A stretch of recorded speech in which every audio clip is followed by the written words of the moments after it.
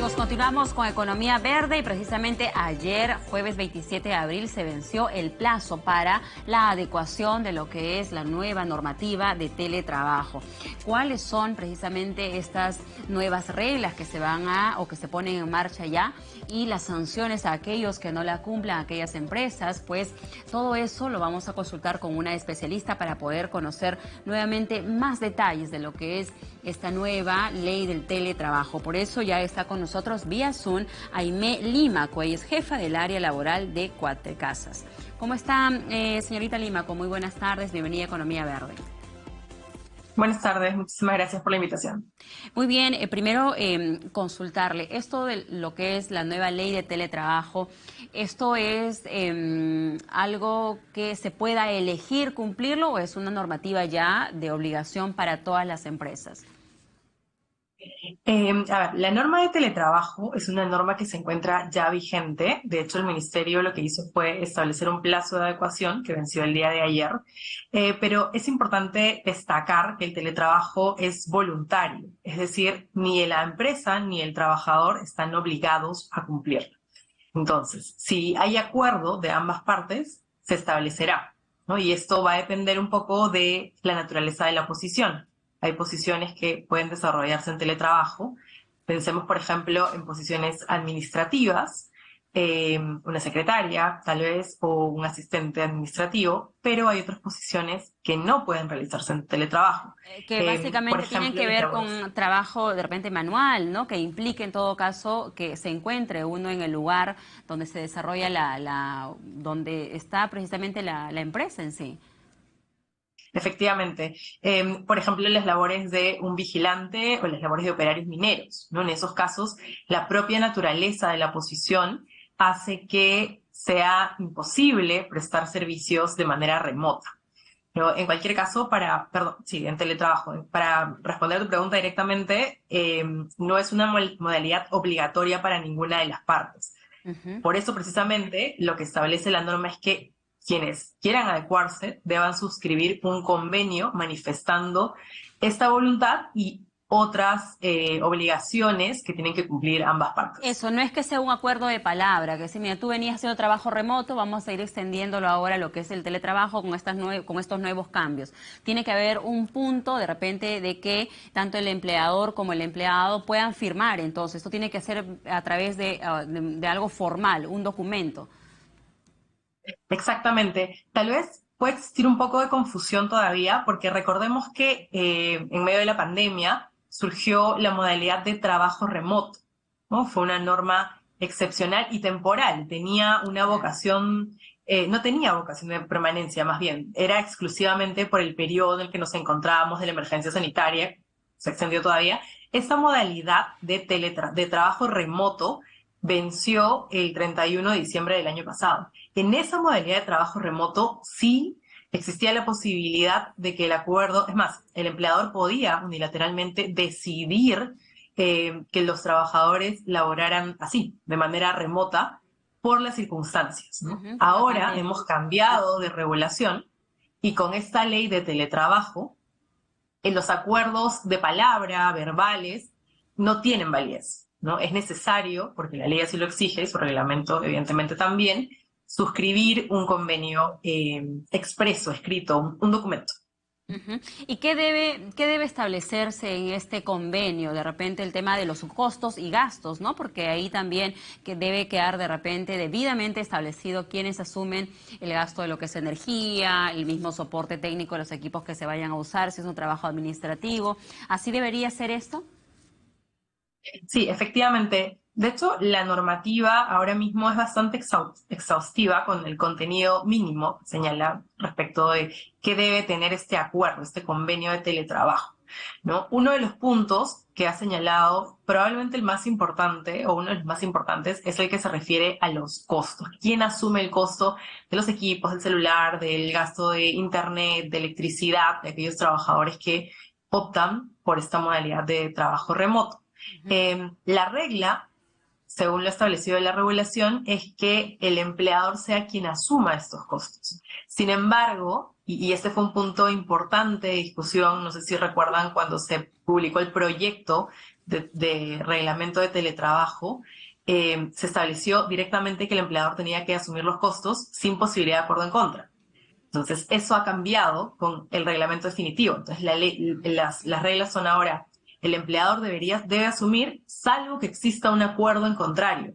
Y eso es lo que por eso han optado muchas de los empleadores, ¿no? Hay empleadores que han llegado a acuerdos con los trabajadores para Acuerdos que monetarios, es decir, te pago tanto, algo así, ¿tiene que ser? ¿O cómo son estos acuerdos?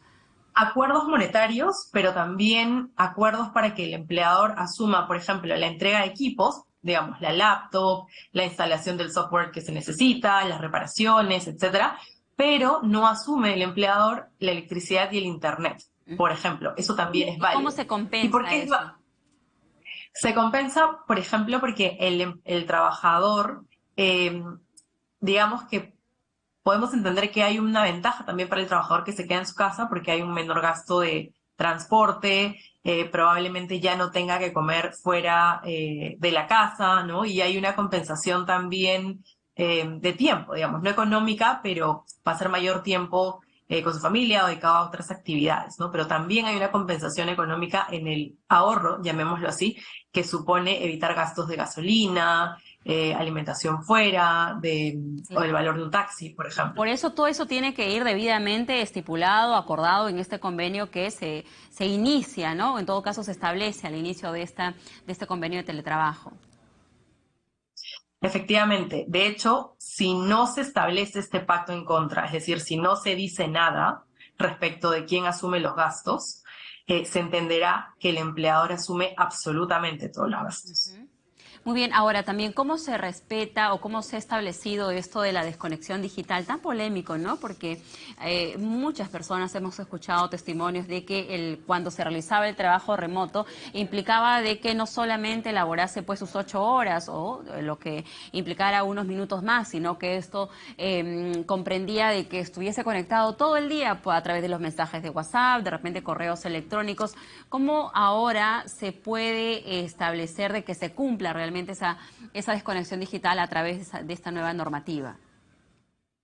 Efectivamente, has tocado un punto sumamente importante. De hecho, durante la pandemia, nuevamente, me remito a ese Claro. momento porque fue en ese momento en el que empezó un poco por las circunstancias la posibilidad de realmente realizar trabajo desde casa, porque no había otra opción. Y lo que sucedía en esos momentos, tal vez lo han vivido, los vivido tú, yo o algunas personas que conocemos, es que sentíamos que tal vez no desconectábamos nunca, ¿no? Porque estábamos en nuestras casas, no había otra cosa que hacer. Entonces, estabas conectado casi 24/7, o eso parecía.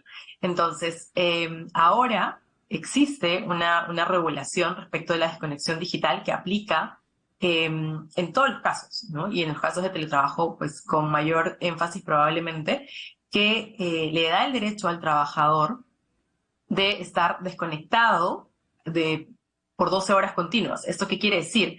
Que si fuera de mi horario de trabajo, digamos, a las 11 de la noche, si yo termino de trabajar a las 6, me llega un WhatsApp de mi jefe pidiéndome que le responda una consulta inmediata, yo como trabajador tengo el derecho a no hacerlo y no puedo ser sancionado. ¿Por qué? Porque prima este momento de desconexión digital, ¿no? Este derecho que yo tengo a no estar conectado 24/7. De hecho, las normas de teletrabajo señalan que es una infracción grave vulnerar el derecho de desconexión digital de los trabajadores, muy grave, perdón, y puede ser sancionada con una multa de hasta 260.000 soles en función definitivamente del número de trabajadores que se Claro que afecten, sí. ¿no? Entonces, es un derecho que está protegido y nuevamente su infracción es sancionada con una multa también. Eso, brevemente nada más, señorita Límaco, ¿cuáles son las sanciones que proceden? Porque hay leves y graves, ¿no?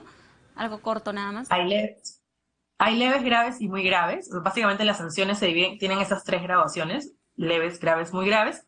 Y además el valor de la multa se establece por el número de trabajadores afectados. Entre las principales infracciones que puedo señalar son la no suscripción del convenio, del que hemos hablado, este acuerdo expreso de teletrabajo, el infringir el derecho a la desconexión digital, y también el no capacitar a los trabajadores en materia de seguridad y salud en el trabajo y prevención del hostigamiento sexual en teletrabajo, en esta modalidad.